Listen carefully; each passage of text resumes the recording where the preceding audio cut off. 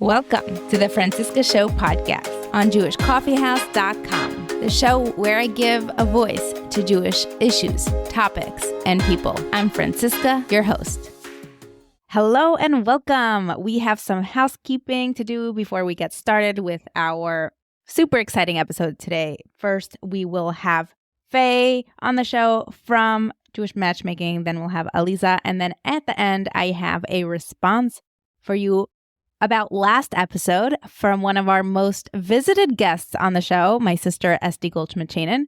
So stay tuned for that. I am so excited because this really matches with the previous episodes, which was eating disorders and Shiduchim.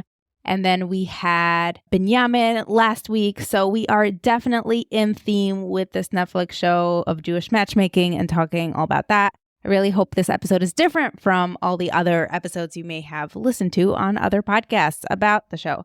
And I sincerely thank you for tuning in to the show to listen to what's going on here. And from my perspective, the questions that I want to discuss and ask. So thank you once again. The throwback episode for today is actually an episode we had with Aleeza ben Shalom way back when with Mindy Eisenman. So I linked that in the show notes, and we have such exciting episodes coming out. And today I'm actually at the Jewish Women Entrepreneur Conference. I'm going to be there meeting people, talking about the show, talking about podcasting. So I'm really excited to be doing that. So shout out to Chai Fishman for doing this event year after year. I was there once before, and I'm so excited to be back and meet so many of you in person. If you'd like to join the WhatsApp group, please message me to join.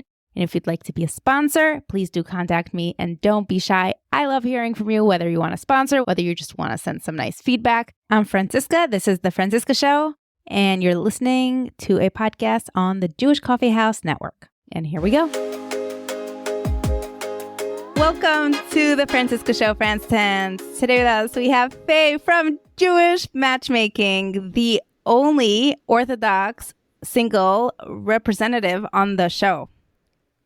Welcome. Thank you. Thank you for having me. And in our pre-conversation, I forgot to ask you, did you watch the show? And did you like the show? But I guess we could talk about all that here. Yes and yes. And do I have what to criticize about the show? Yes, everything. You know, I'm in this space. I want to hear it all. I grew a very thick skin, so let's see. Well, the criticism is not for you at all. And I just want to put out there, the guy you went out with got engaged the day of the premiere. Is that correct? Yes, that is very correct. Yeah. I went to his engagement party. How did that make you feel? It was amazing. It's weird because I'm typically not the type of person to be like friends with my exes or people that I've dated. But because we've done this experience together and because our families know each other, like we're totally like in like a friendly, respectful relationship.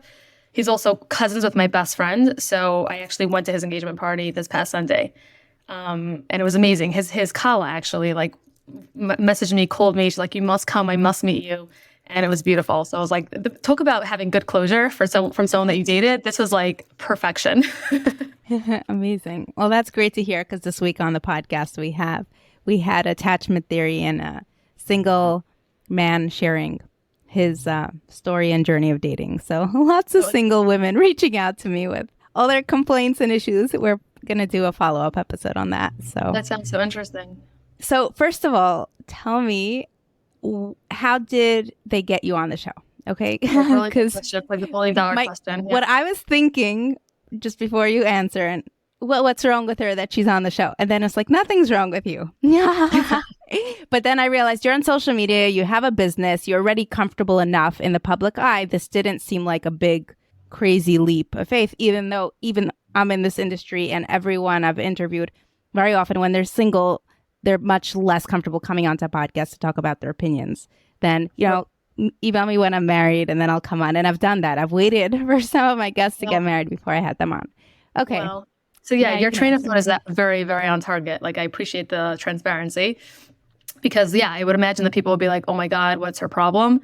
And then maybe the next step is like they Google me and they're like, "Oh, she already has business. She's already there. She's already doing this. So maybe this is not so different." And it's a very clear train of thought because it's really similar to exactly how it happened. Like I'm totally shy by nature. What got me to come to be more like on social media was my business. So like I'm definitely like an entrepreneur in every sense of the word.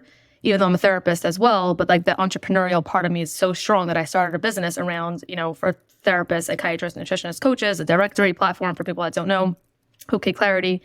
And one of the things I realized as I was growing the business is that I need to be the face of the company at this point, at least, right? And I need to put myself out there. And it was really hard for me. And at that point, I had the conversation with people at, let's say my mom and people that I respected. Should I put myself out there more for the business? And at that point, I came up with the idea that yes, I would, in a firm way, I would put myself on social media and I would share content. I also had a lot to share. It was also like this kind of like, I have so much to share. I want to share things. And should I do this? Should I not do it? And I kind of decided I would. And then this opportunity came along, and I can go into the story of how that happened. I met with Aleeza because we have synergies between our businesses. She's an entrepreneur herself. She's a dating coach, and she has many coaches that she trains. We have a platform where we refer people, and we market coaches, nutritionists, therapists, etc. So we were having this conversation around collaborating, and then she kind of teased to me, she's like, I might be getting this gig where there's this Jewish matchmaking on Netflix, and you'd be perfect. Our energies were very we had this 30-minute call that turned into an hour-and-a-half call. We were just yapping and chatting, and she's like, I would love for you to be on it. And I was like, LOL, that's not gonna happen. I'm a normal girl. I'm not going on a Netflix show. But I thought it was cool. I definitely have that side to myself that I am a risk taker, and I'm out there, and I was like, that sounds amazing, Aleeza, amazing opportunity, wishing you the best of luck. A few months later, she got back to me. She's like, Faye, it's legit. We want somebody Orthodox, and please consider it. We're making a Kiddush Hashem. I said, I'll think about it. I think I thought about it for a day, and I got back to her and I said no. And a few months later, she reached out to me again, and she's like, Faye, we really don't have anyone Orthodox. It's going to be a huge Kiddush Hashem. Please think about it again, or find me somebody. We really need this to happen, And at that point, I felt a little she was really, obviously I'm leaving out details, but it was really about the Kiddush Hashem and about the opportunity to really glorify God's name. And I was like, maybe I should, before I just say no, and I had that kind of little bit of a guilty conscience, maybe I'm throwing away an opportunity for myself, for the greater good, whatever it is. And I was like, let me ask a rabbi. And it wasn't just my local rabbi. It was somebody that I would really trust. And it took time to get into him, but they waited. And I went to him. I was sure he would say no, but at least my guilty conscience would be clear that I'm doing the right thing by saying no.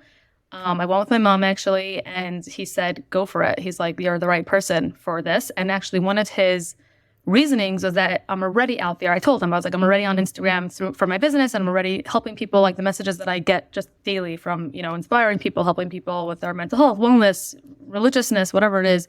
So understanding that, he said, you can definitely do this. It's the same thing. He didn't see it as anything different. I was like, are you sure you know what Netflix is? Because she's super religious. He was like, I know enough to tell you that it's okay.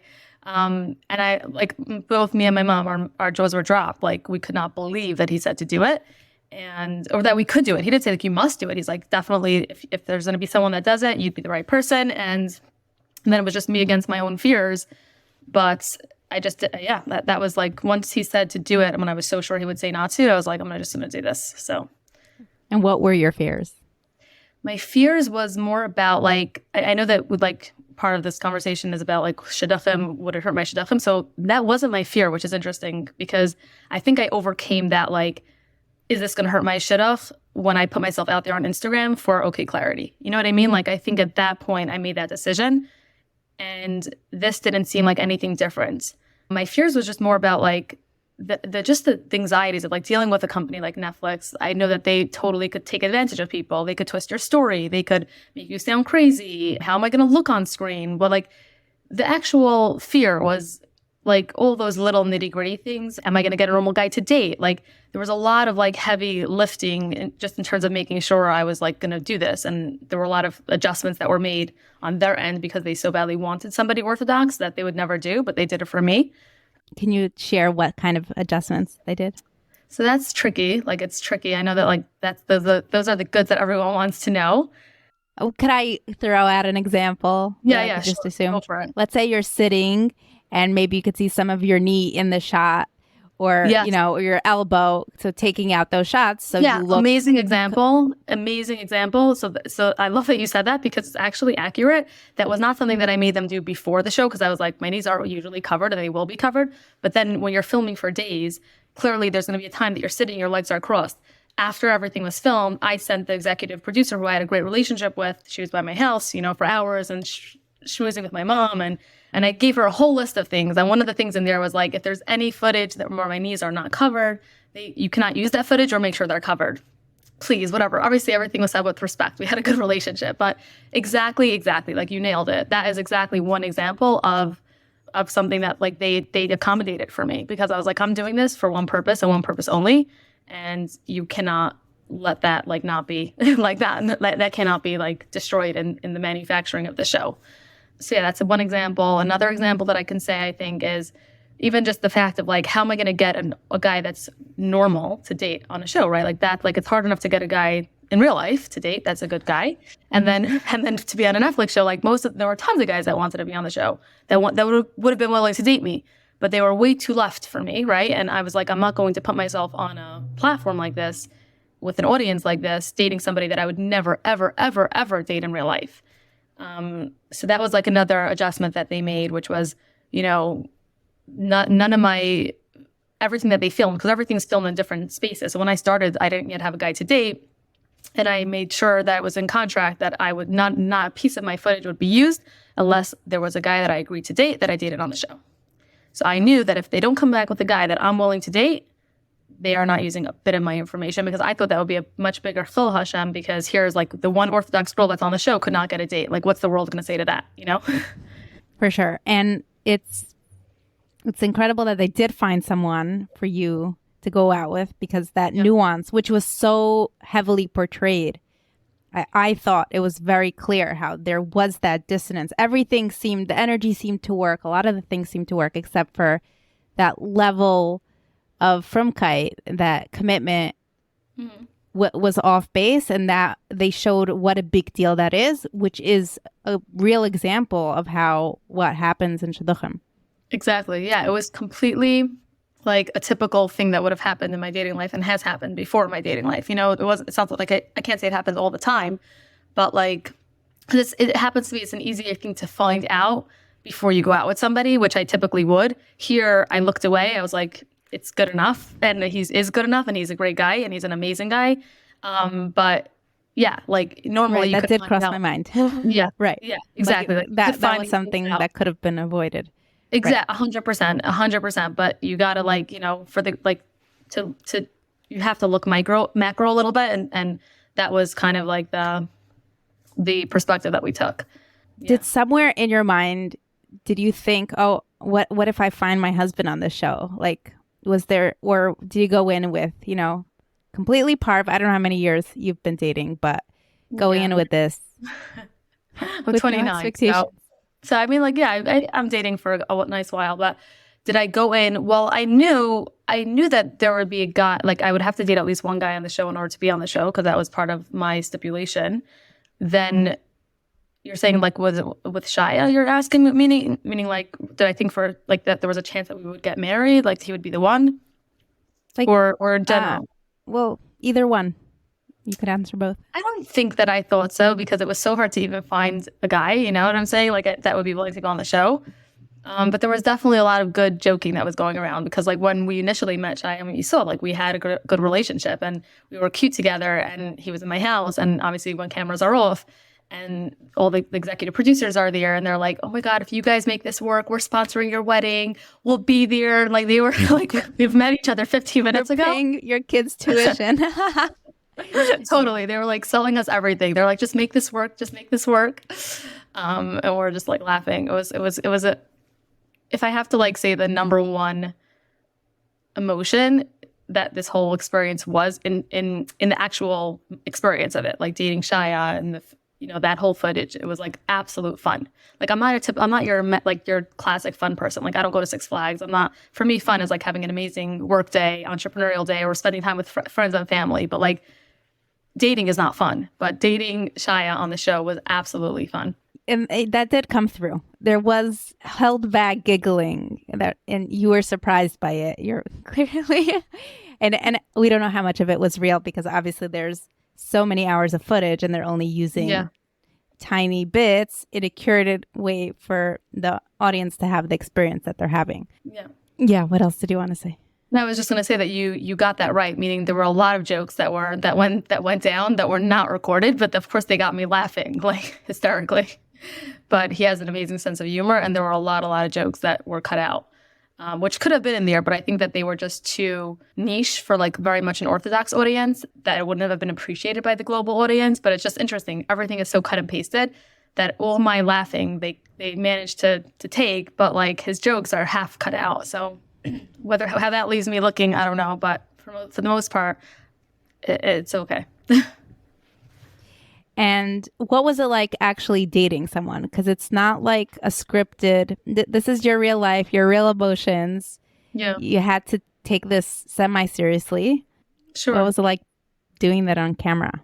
I think what you see is what you get. Like, I wasn't really putting on a show. I was really like present. The first 10 minutes, like, first of all, there's so much filming that happens before dating, which is when they're interviewing me, when I'm with Aleeza, that you kind of get used to the cameras. And then dating, so then when I dated Shai, that was like the last piece of filming.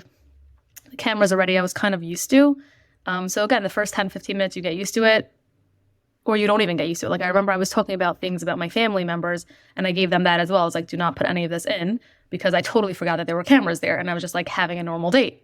And then I was like, you cannot say this about, like, nothing bad, but I was like, my family lives in Lakewood and they're normal people and they cannot be like, they can't be referenced in this detail in a Netflix show, So yeah, like I kind of feel like dating is not something that's uncomfortable for me. Like, maybe it's my age, maybe it's just my personality, but I'm pretty much a chilled, like, I'm comfortable dating. So doing it with cameras, and that obviously adds a layer of like discomfort. But after 10, 15 minutes, also I give Shai credit, like he was really good and comfortable and not awkward, that it didn't feel too crazy at all. Like, it really felt like a regular fun date, just with like more paparazzi, like just a ton of cameras. My makeup artist was on the date with us, with a whole host of people, which was great because I was laughing so hard that like I think my makeup was running at one point. So yeah, it wasn't like, part of it was so totally not a regular date, but part of it was so much a regular date of just like having a conversation with someone that was nice to talk to. Now that the show is out, are you reading some of the feedback, some of the articles? What I noticed, okay, I'll let you answer and then I'll go into some more. No, I'd love to hear what you noticed, but for sure, I mean, I get this, my brother signed me up for like Google Alerts when a name is like mentioned in media like 10 years ago. He's like, I never thought you'd be famous. So I don't know like what I was thinking. So every day he gets like a alert on email with like every place that I mentioned, and he forwards it to me. So of course the first day I looked at every single, article and skimmed it. Now at this point I don't look anymore. But the feedback, I can just say, like, in general, I don't know what these articles, whatever they write, sometimes they're so off. Like, one of them even wrote that I'm Muslim. The other one wrote that I'm like married to Shia. So like they can be so way off that anything that they say that's credible, it's lost its credibility in my mind. But I've been getting hundreds of messages from people from all walks of life. So I get messages from people that are totally not Jewish, Catholic, Christian, Muslim, telling me how they never saw this side to Judaism like they saw through me. They have like a newfound respect, appreciation. They pray that their children will be like me. They had their daughter watch just my episodes to show them what they want for them. So like that feels really nice. Then from the other spectrum, you have people just like me who are like, wow, like we're so thankful that you made this Kiddush Hashem. Like we were never represented this way in mainstream media. And then I have people reaching out that they're like, off the derech, OTD, and they never saw this, like seeing this on screen is like making them reconsider. To me, that's like the most powerful. So yeah, feedback has been, I have not gotten one negative comment, which is unreal. Like I did not have that expectation going into this. I thought haters will hate, like everyone. Well, there was nothing to hate about you. Honestly, there was nothing to hate about you. Other than maybe you didn't do enough research before going out with Shia, but you explained the reasoning behind it. And it's your mother's fault anyway, not yours, right? Blame the mom. Let's blame the mom. Exactly. Yeah. Well, kudos to her for agreeing to do all of this. And she looked amazing on camera. And she looked like the authentic thing. It's not like you were coming in.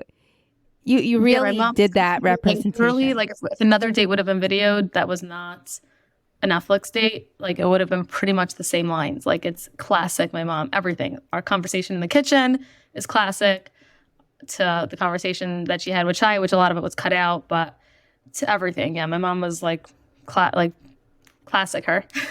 And of course, a lot of it's cut out, but the fact that there's a level of comfort shows that this is taken out of a much larger conversation that made everyone so comfortable in general. So we did get that feel. I just want to shout out to one of the articles that I did read about the show. Tzipora Lifchitz wrote this article. I think she's the owner of the Creative Space Facebook group. And she wrote how she was at the premiere in Israel of the show. And they showed specific parts of the season because they couldn't show the entire season in one sitting for everyone.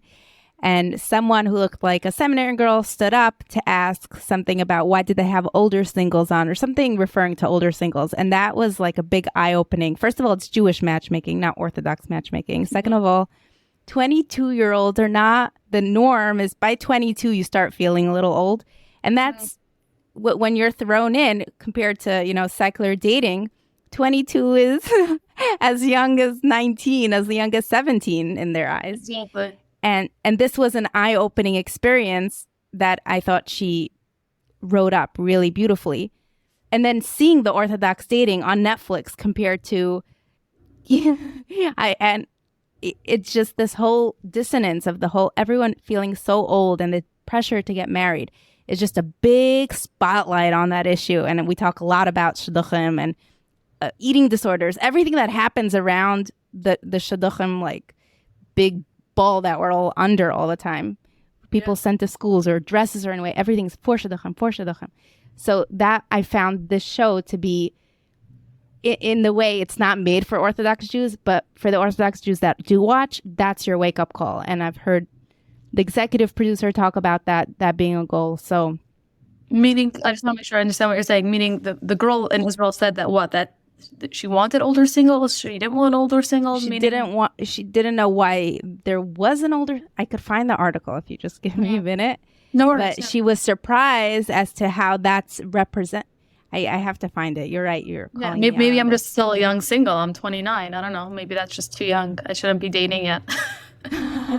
Okay, here she goes. She was wearing a purple jumper. Who is Netflix trying to reach with featuring these older singles? Shouldn't they be settling for less at their ages? And then the narrator writes, older, Cindy's 27, Noah's 24. Older singles, I'm indigenous. These people are not older. And it suddenly struck me that the collective worries of me and my friends about how Netflix was going to portray Jewish culture were a distraction from the real issues with Shiduchim, matchmaking services, in the Orthodox communities. Mm-hmm. So, yeah.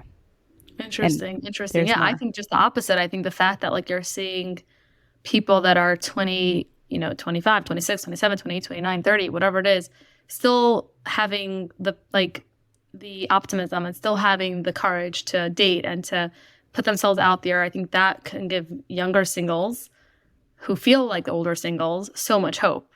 And that was also one of the reasons that I actually wanted to go on the show, because I do feel that, even though I am an older single, but I don't know that I take on the stereotype of an older single. And I just feel like that is a powerful message to portray to younger singles. It's a message that I wish I had. Like I felt older at 23 than I feel at 29. And I think that many 23-year-olds feel like if I feel this terrible at 23, how will I feel at 29? But I'm here to tell them, like, I'm not saying, wait till 29, but it doesn't necessarily get worse.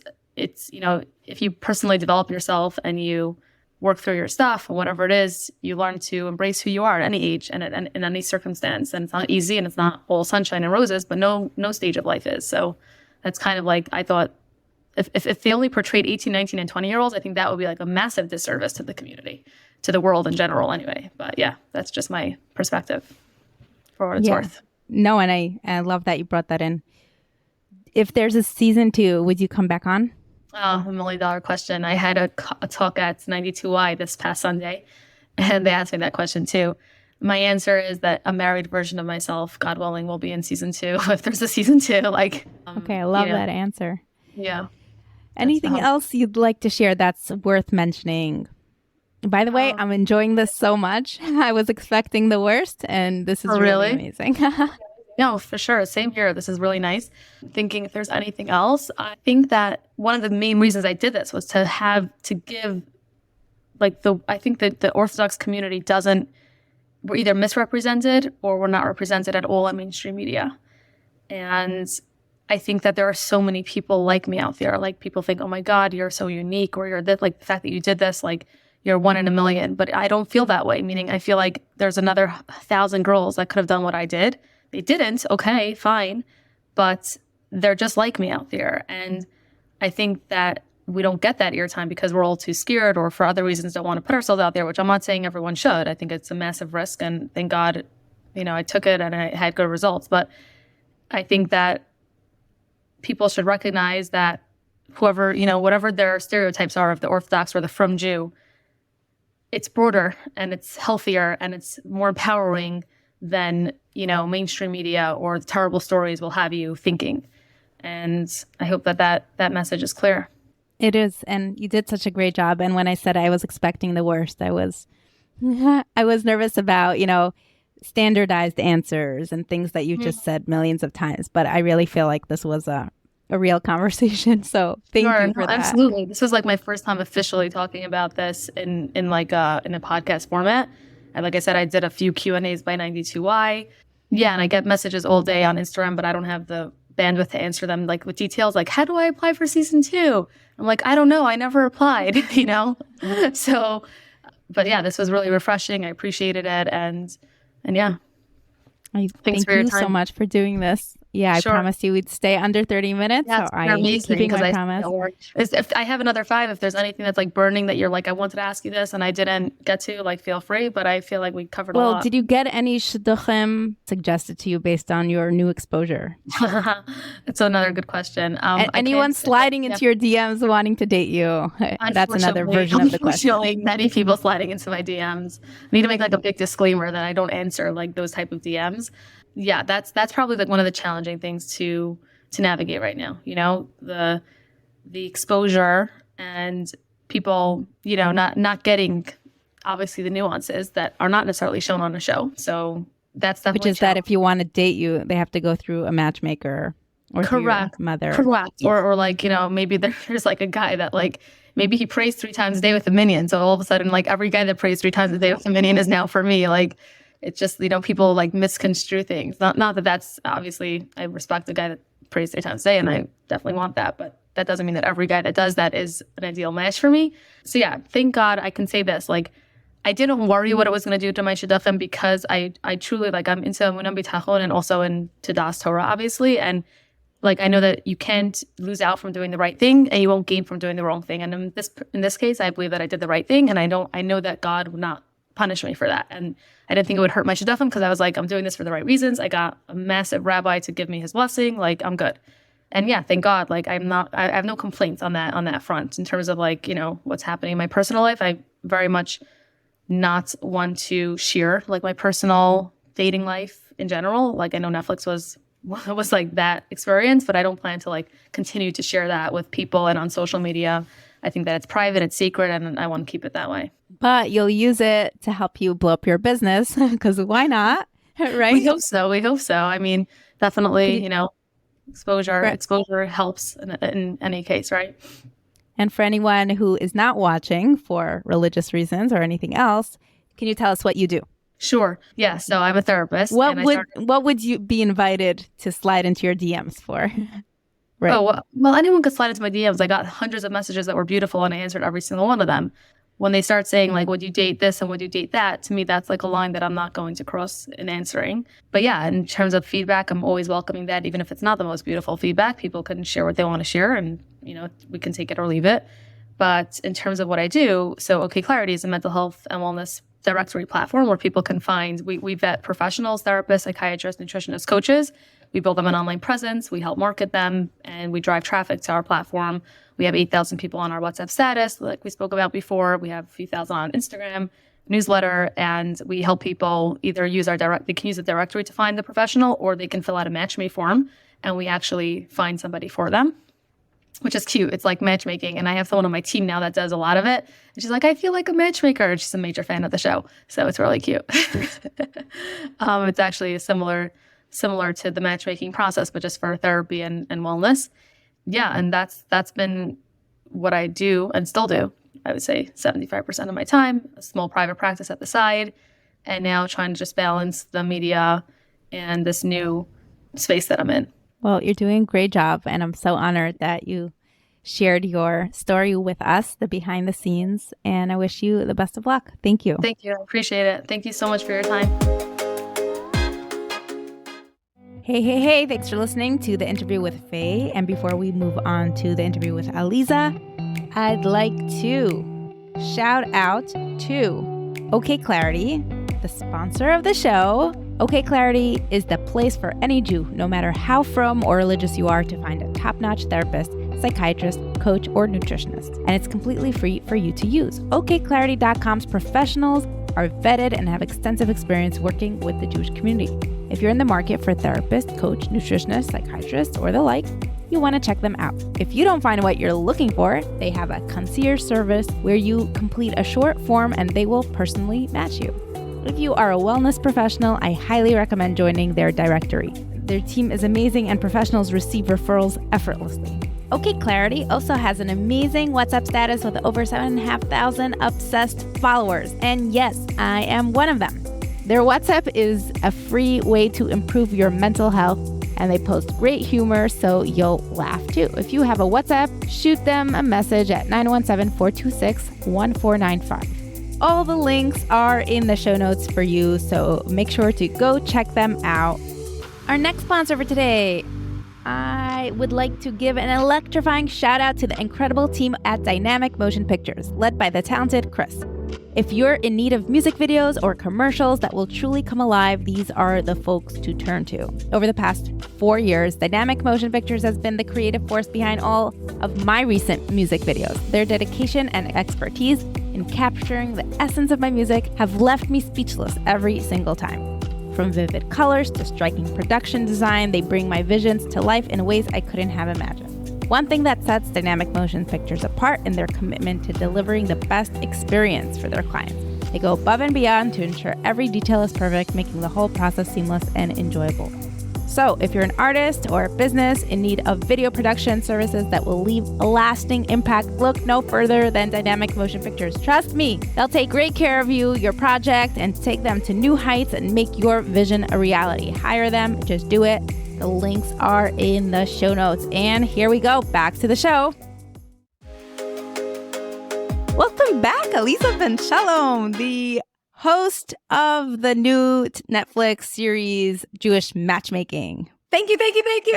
I'm so happy to be here with you.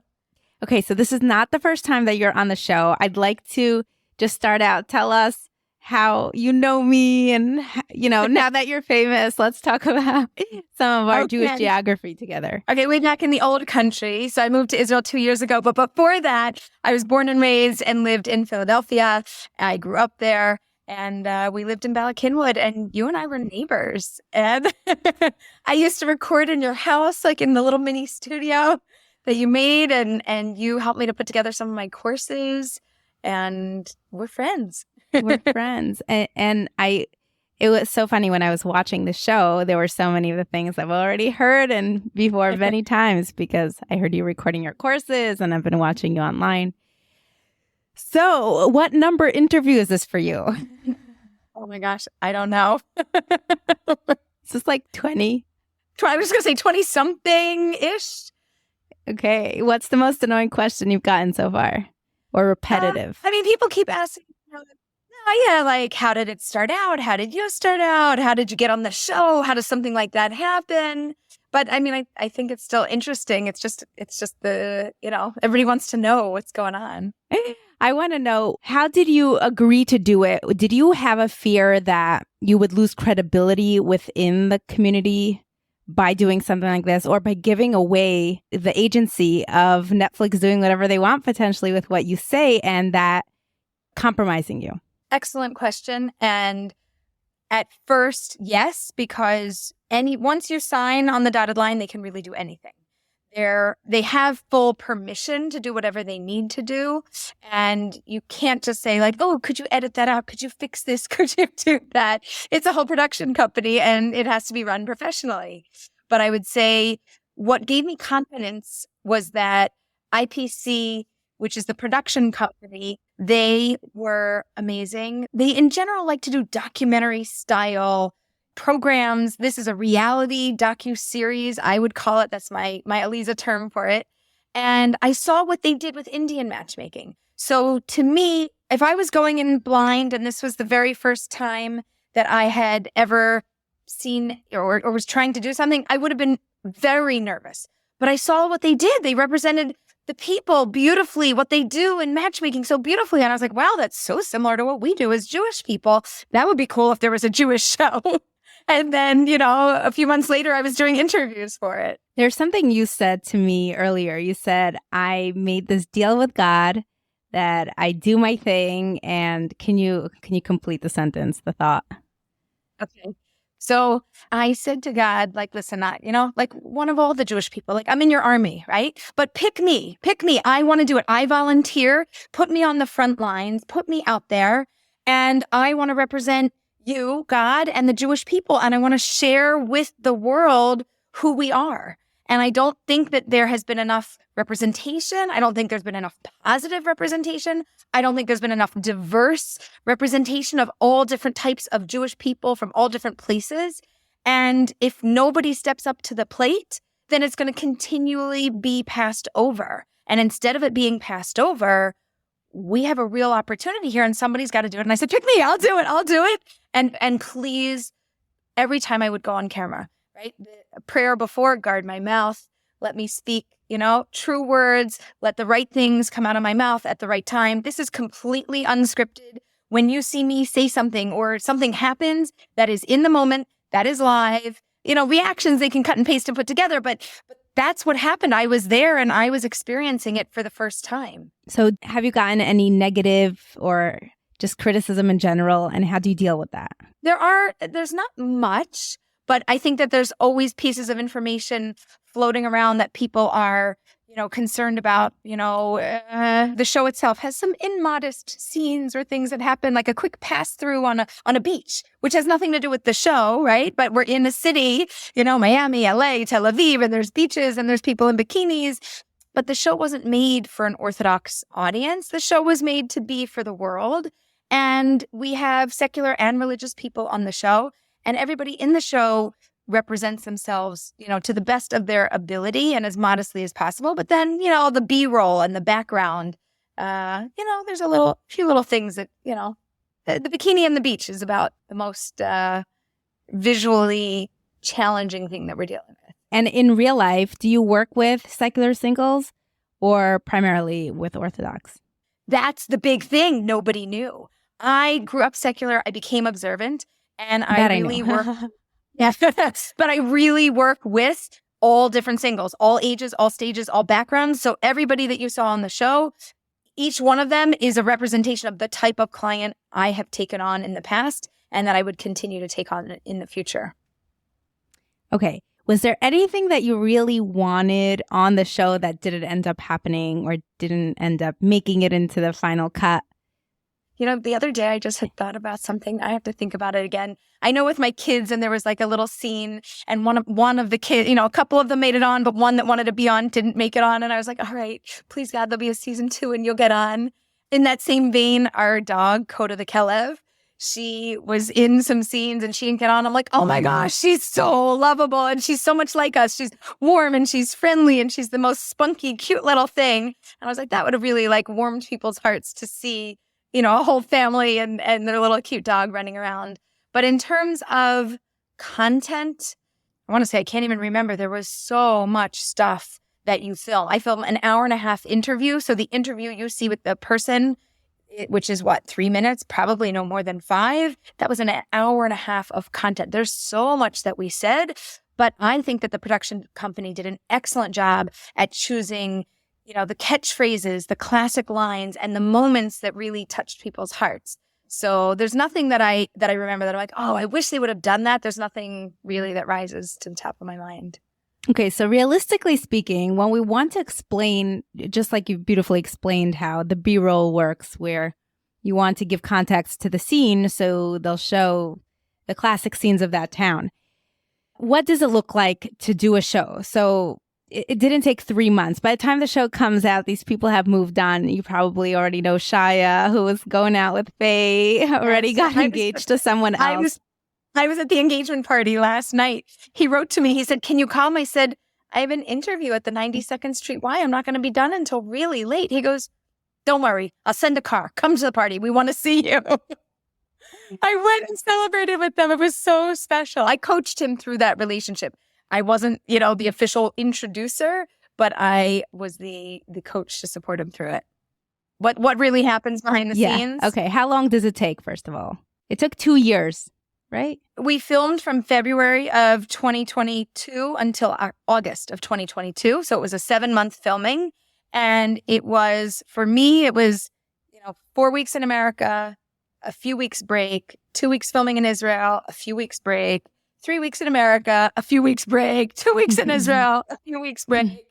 Yeah, and then through the last 3 weeks in America again. So I was constantly flying back and forth. And then I was constantly, when I was at home, maybe I had a 3-week break and then filming for 2 weeks. But for me, it wasn't a grueling process. So for the people that work with the company, from early in the morning till late at night, they are insanely busy. For me, they're like, okay, makeup time is this, set time is that. I go on, I do my thing for, an hour and a half, and then we move on and that's it. And they go back to filming the person, their life, their family, and all of that. So usually in a day, it would usually be probably only like a half a day of work for me per person that I was meeting with. So it's not, I was in America, I don't know, for 4 weeks, 3 weeks, and I would meet with 1 or 2 people a week, but, and we'd bulk everything together, but it wasn't an intense amount of work. And everybody's like, well, what else are you doing while you're there? Are you touring the city? I was like, no, I was working. I had an Airbnb. I had my computer. I had my yoga mat. I was, working and working out and getting everything together. I have a real business that I run. This isn't just a show. This is my life. It happens to be that I did it on a show also, but it's exactly what I do in my life. And then I was searching for all of the matches that we need, which, as you know, takes many hours.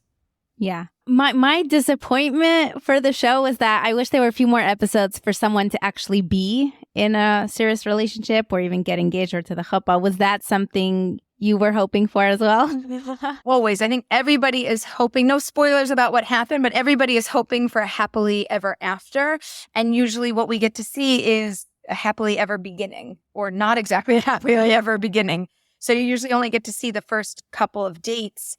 If you think about it, when you film, so if we start in February and we have somebody dating, so we could come back a few months later and film again, and then we could come back a few months later. But if they only start in the middle of production dating, and then, or if they start at the end of production dating, you can't see it. We ran out, there is no more film time. We're done.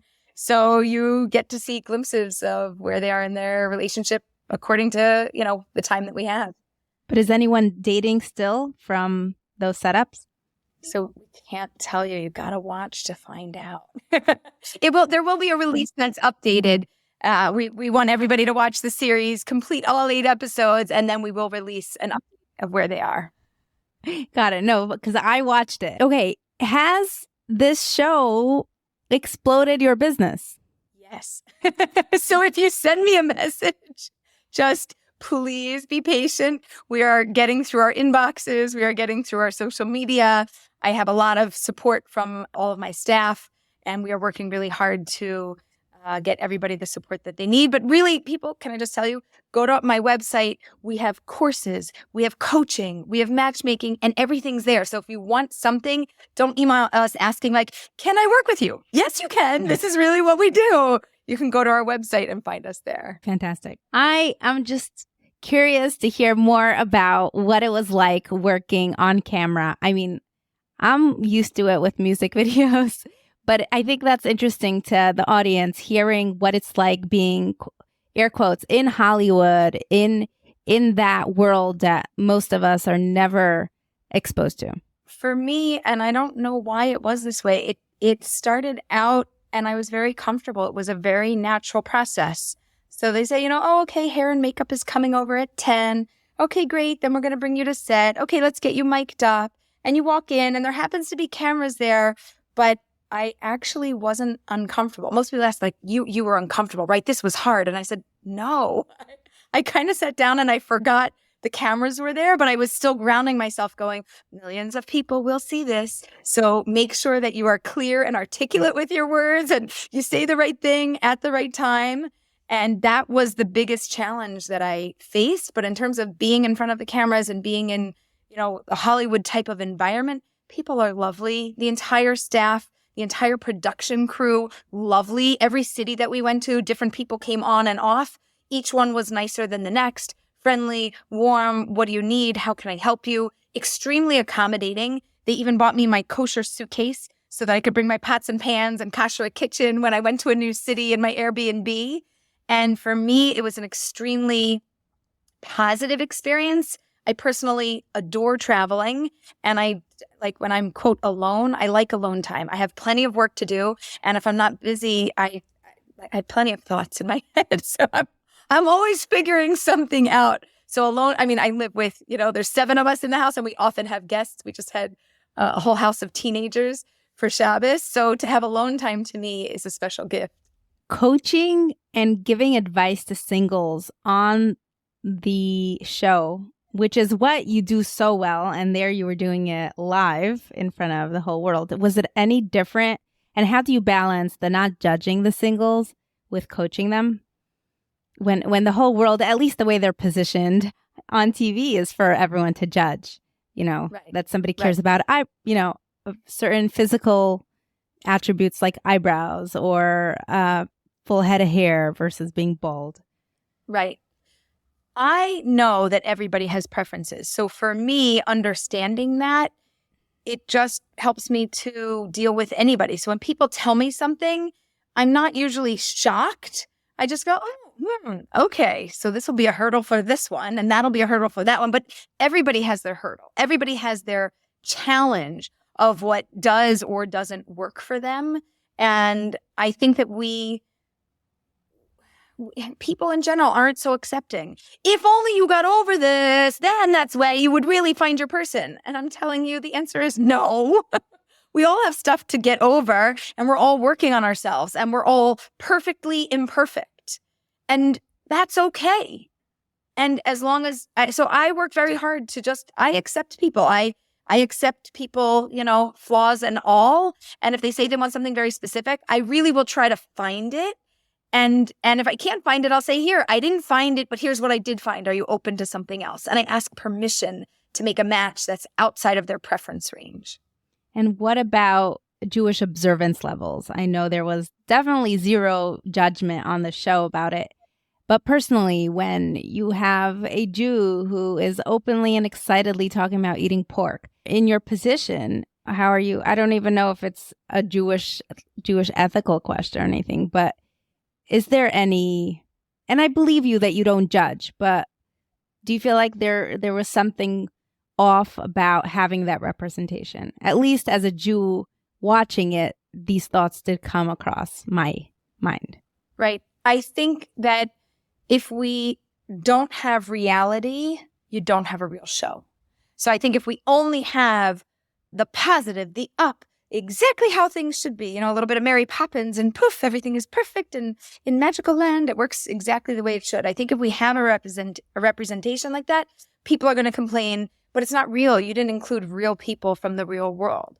I think what we included were people from the real world who experienced their Judaism and their life and the balance that they struggle with, and they share that with the world, and they're very open about it. I work hard not to, you're not going to help anybody by judging them and saying, you shouldn't do that. It doesn't work.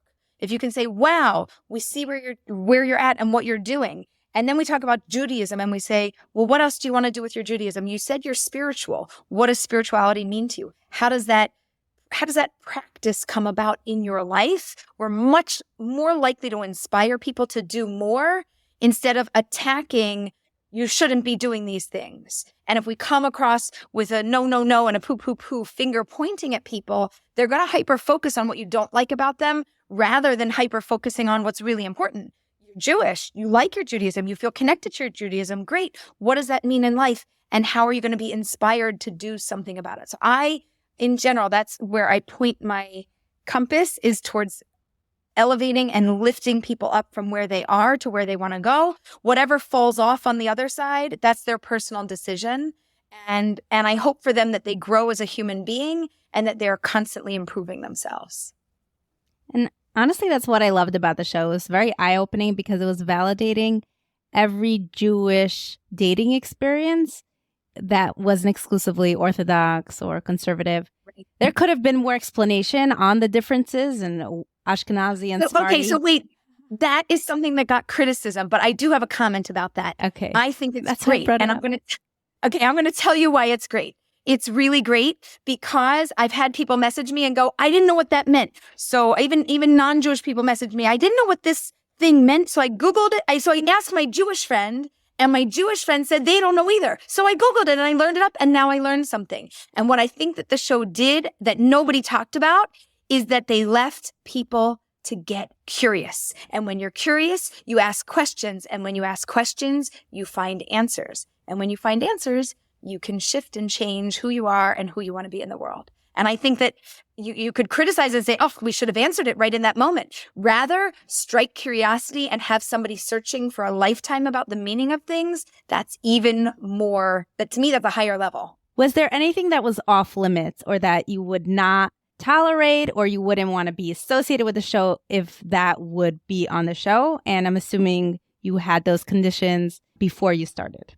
So off limits, I was very clear about Lashon Hara and not wanting gossip to happen. So when they do a personal interview one-on-one, you see me in the pink top and they ask questions about this person or that person. I said, only ask me things that are relevant, that happened in the moment, number one. And number two, don't ask me to speak negatively about the situation and about what happened, because I'm not going to do it. I'm going to speak honestly. I'm going to be open and I'm going to be real, but I will not be negative or criticizing about the people or things of that nature.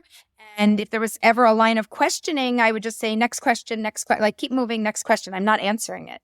And there wasn't a lot of pushback with that. Like maybe it happened once. It wasn't like a thing.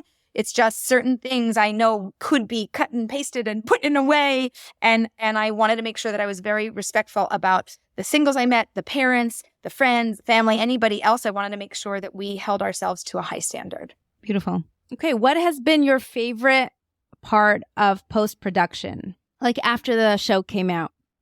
Do you like promoting the show? Do you like talking about it every day? Or you're like, we've been doing this for a few years? No. This has been, okay, this was the biggest secret. Everybody, no, who's the matchmaker? I'm like, when are you guys going to announce me? Because this is really hard. I'm flying out of the country multiple times. The teachers are calling me, Aleeza, when are you coming back? And I'm like, I'm sorry. They're like, why does a matchmaker go to America? I don't understand. You can't work in Israel. There's not enough Jews here. So it's been a really big challenge to keep a secret. So post everything, and it came out that I was the matchmaker. For me, it's such a relief. I am thrilled to talk about the show. It's been bottled up. I have so many different stories that I'd love to share. And it's finally a time where I can do it. And social media, I appear, everybody says I'm extroverted. Okay, fine. But I actually am this quiet human who, like, if I didn't ever have to post on social media, I would never do it. So my team is nudging me. We need more content, Aleeza. They haven't heard from you today. Go outside, film yourself, talk about this. And I'm like, oh, really? Okay, I'm trying. You got to like feed the audience. So keeping up with the demand of what people need is something new, and I'm getting used to it and getting comfortable with it. But it's work. I mean, it's real work.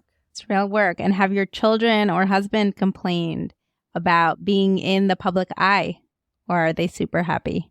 Not yet. We're new here and we live in Pardes Chana. My husband did say, somebody's like, you're the husband, the guy mowing the grass.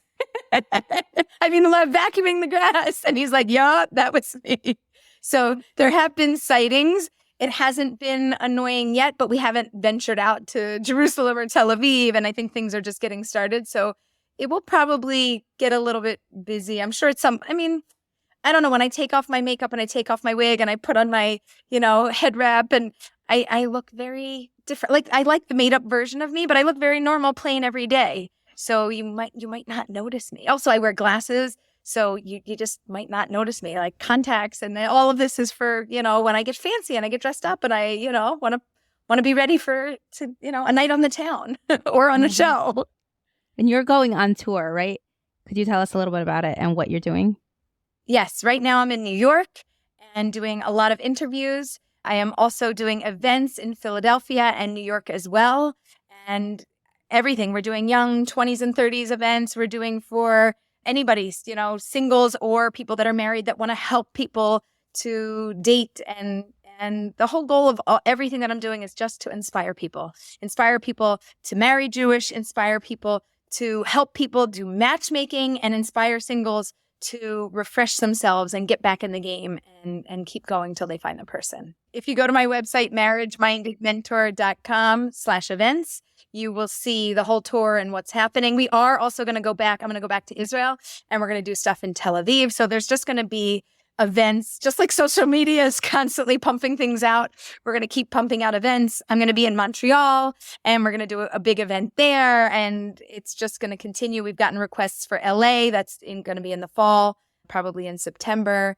New York says, please come back. I have requests from Miami, London. We're kind of going to do a world tour. So if anybody wants us, just reach out and let us know how we can collaborate. It's a great time to be single and Jewish because we have you, Aleeza ben Shalom, the Jewish matchmaker. Thank you so much for doing this interview. Thank you for that. And welcome back to the Francisca Show. Today we're doing another feedback to a previous episode, but this time by our most visited guest on the show. Esty, you are getting some award for that. Welcome to the show, Esty Goldschmidt-Shainen, my sister. Great to have you back. Thank you. So exciting to be here once again, responding to one of your guests who inspired some deep thoughts.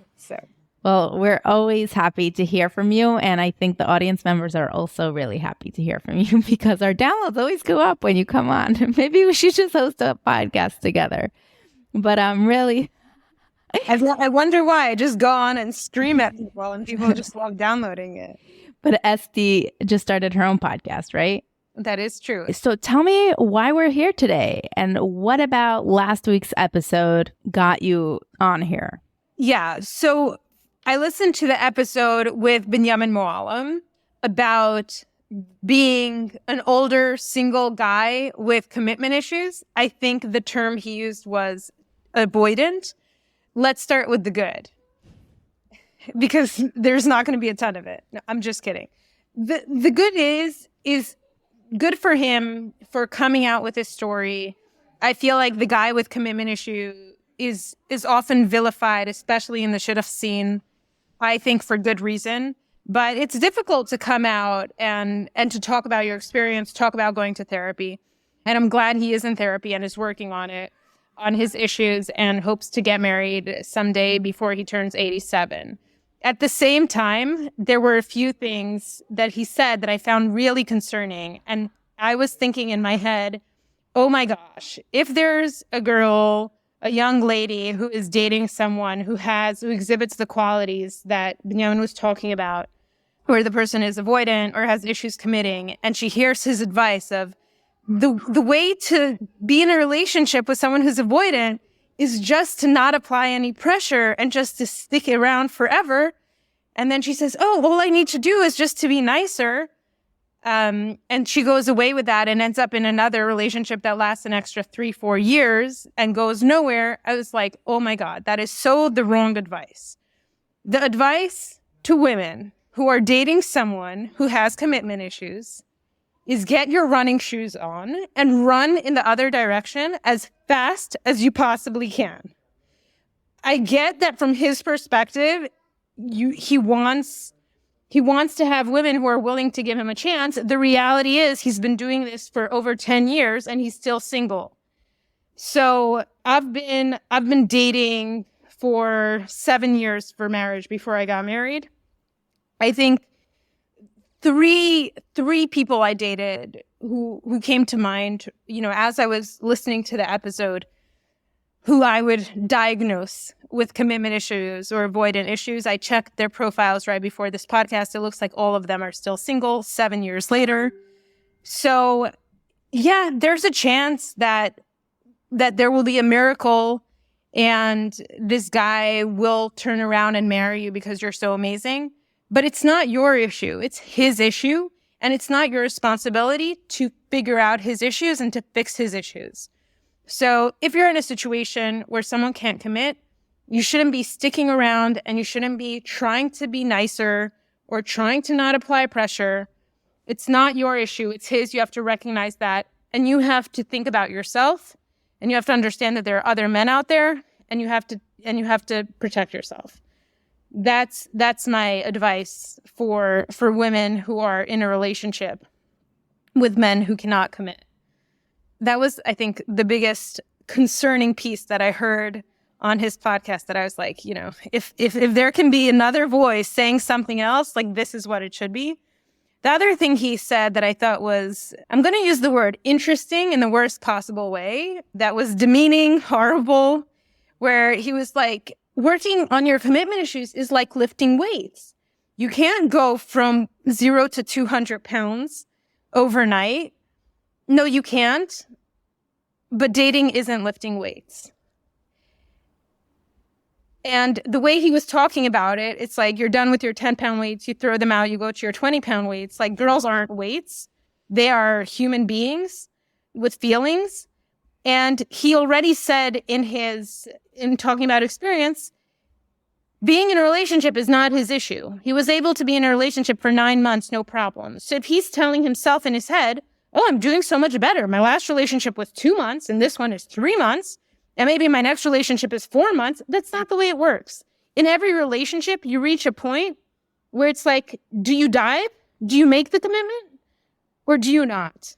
And if you can't make that leap of faith, it doesn't matter if it's after 2 months, 7 months, or 10 years. It won't happen. And to all the women out there who are like, it's just another month, or he just needs to get over a hump, I mean, good luck waiting for a miracle to happen. And it's not to say that there aren't exceptions and that there aren't the cases, and we all heard of those stories because it's like the story, the Disney story, the one story that everyone hears of. It's like winning the lottery, and it gives everyone hope. You won't win the lottery ticket. I'm sorry. Like, you can't plan for that. If you're in a relationship with that kind of guy, run. So how do you find out if that's the guy, to make sure, first of all, you don't go out on a date with him? And second of all, if you do, how can you tell? So, good question. I feel like there's a right answer and a wrong answer, and I'll start with what's coming to mind, which is not the way you should think. But even before you met someone, you can do research and you can learn a lot about a person before meeting them. When I was dating, I had a very different approach, which was give everyone a first date. I think this was our grandmother's approach. Booby, she would say, a first date is nothing. But then after that, decide if you want to go out with him again. But before a first date, if you look at the demographic components, if it's a man past a certain age, I would say in the frum community, if it's a guy who's older than 25 and hasn't been married, I would already have question marks in my head. Because the way the demographics is set up is there are many more single women than men, which means that the men who want to get married can get married, marry a very high caliber woman when they want to. So if they start dating at 21, 22, even 23, by 25, they're married. And then our brother would make this joke that Shiduchim are like the parking lot. The spots that are left are for the disabled. No, not politically correct at all. But it's basically, if you see a spot that's open, there's probably something wrong with it and you probably can't park in it. So the idea Fire is... hydrant or driveway. Exactly. Or no parking, trash pickup. So because there are more women, the women would be the example of trying to park your car or or the higher demand side, and then the men would be more of the gift at the end because they're on the supply side. There are fewer of them. So if you see someone who looks available, he's 32, has a great job, amazing. Yeah, maybe there's a reason he's 32 with a great job and still watching Netflix in the evening at home.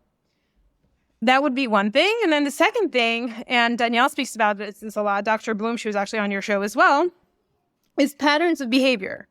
When you start dating someone, first, second, third, fourth date, few weeks, a few months, I would say already by the second month, you've been on 9 dates that are a few hours each. You get into talks about how we feel about each other.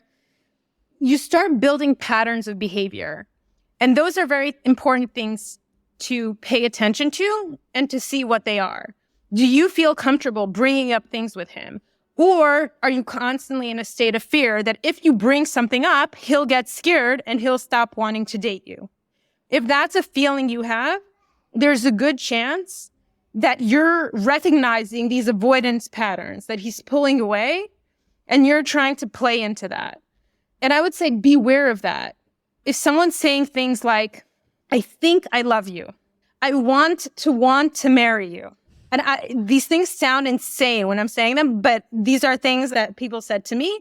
I've heard of other people say them to other people. You're the type of person I would fall in love with. I should be feeling those things. I think I'm feeling those things. Like, when you feel something, you know it. So if you hear those kind of things repetitively and you feel like you're walking on eggshells, you're dating a guy who has commitment issues and who won't be able to commit, most likely. There was one more thing I was thinking about that I'm forgetting about right now. Oh, that the last piece is the feeling of this is so complicated. These, like, hearing Binyamin speak on your podcast, like he was in this 9-month relationship and it's all so complicated. Am I feeling the right things? Am I not feeling the right things? Could I spend the rest of my life? Could I not? At this age, and he mentioned that Shadchan who said, you could have been with 3 kids at this age. He could have. Like, the point is, in all the time that he spends in his head thinking about every tiny thing, 4 times over, life passes you by. Not taking opportunities is making a choice in and of itself. And if you're in a relationship and it just feels so complicated all the time, it shouldn't be that complicated. It's not that complicated. When 2 people like each other, they have similar ideals, anything can be worked out. You make a leap of faith. It doesn't mean you will be smiling and kissing 24/7. There are ups and downs, but you found a partner who you could work with together. And having to spend 90% of the time saying, do we really want to be together? Do we really not want to be together? Is not the headspace you want to be in. And would you say people like him at that age are likely to never get married? Or you don't have research enough to state that? I don't have research, but if you're asking me what I think based on what I've seen, yes. And when I was dating 7 years ago, the assumption in the back of my head was eventually all those guys will get married. Eventually, because when I grew up, like, everyone past a certain point was married. But now it's not that case. They're turning 40. I'm seeing people turn 50. Don't ask how old I dated. I dated men who were much older than me, but they're not getting married. So I think that thing is changing as well. I think also if you're dating in communities where it's socially super cool not to get married, like if you're in the Heights or in the Upper West Side where there's a chill scene and it's cool and you could be 21 until you're 72, there's less of an incentive and a social push to make that leap of faith and make that decision as well. And do you think women have issues of this kind, avoidant issues? I think women are perfect. Women are the... I'm sure there are women with issues. I just think that given the imbalance of numbers, you're much more likely to see a man with issues and women who are willing to put up with way more than they should be putting up with because they feel like there are very slim pickings to choose from. And that's not to say that there aren't abusive women, horrible women. I'm sure there are, but I've just seen many, many outstanding women who really would have married 2, 3, 4, 5 people they dated, and they just keep on. The pool of people they can date is a pool of that's infected with an avoidance virus. I do want to throw out there that Benjamin was very brave to come on to the show and talk about his dating and his issues with dating. And opening himself up to criticism like this, right? Correct. And somebody did reach out saying that in certain circumstances, they would set him up. I mean, I'd say good for them. Good for who? When Benjamin said his advice for women who are dating a guy who's avoidant is to not apply any pressure, that reminded me, lahavdil alav havdalos, of, you know, an abusive person who's saying, if you're with an abusive person, don't act in a way that would provoke them. Like, that's blaming the victim. That's not the right advice. The right advice is get out. And with that, we're done. That's it for the week. Thank you so much for listening to the entire show. The sponsors that I promote on this show, I actually personally want to endorse. And if you have a product or a company that you want me to personally sponsor and shout out on this podcast, please do reach out. If you like this podcast, share it with your friends and family. Follow this show on whatever podcast streaming app you're listening to. You can rate and review it. Share it with your friends. Join the WhatsApp group. Listen to the other podcasts on jewishcoffeehouse.com. And thank you for listening. See you next week. Take care.